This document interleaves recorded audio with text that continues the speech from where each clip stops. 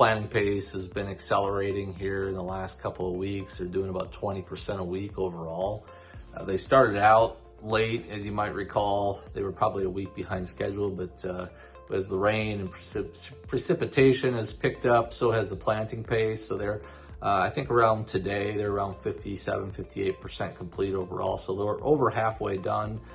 They're caught up now to their 3-year historical average, to the point where if they keep this up, they'll actually finish ahead of schedule perhaps. I talked to one grower in central Mato Grosso. They plant about 50,000 acres. They do 2,200 acres a day, and they're already done. They've actually been done for over a week now. And so I think most growers in Mato Grosso are getting done, but Mato Grosso plants a little bit earlier than most of the other country, the rest of the country does. So.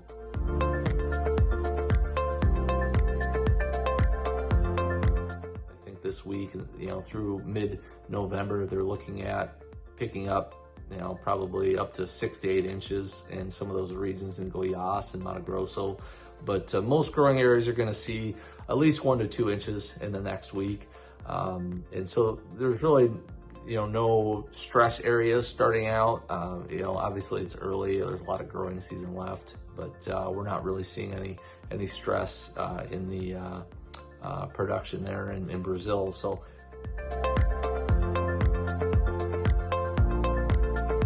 one thing I'd point out that Bloomberg came out with an interesting article a few days ago talking about how Brazil is positioning itself as kind of the global supplier for SAF, sustainable aviation fuels.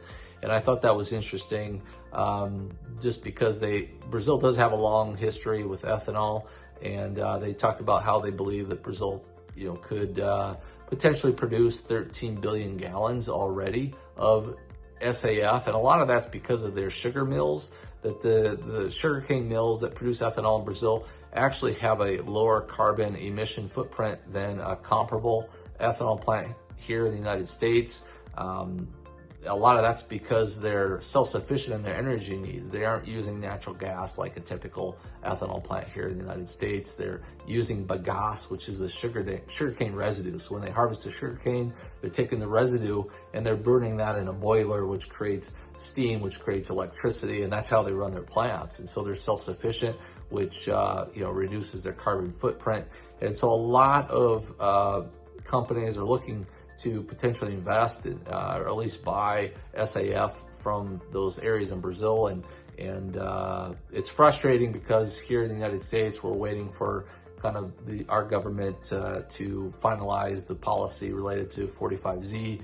We're waiting for these carbon pipelines to be established, which would make us competitive. And until they do so, we're not competitive with what's going on in Brazil. And so I think if we don't move quickly, I'm just concerned about what that is going to look like. And Brazil is the opposite. They're actually actively announcing investments to kind of make this happen and to kind of become the world's global premier provider of SAF fuels. So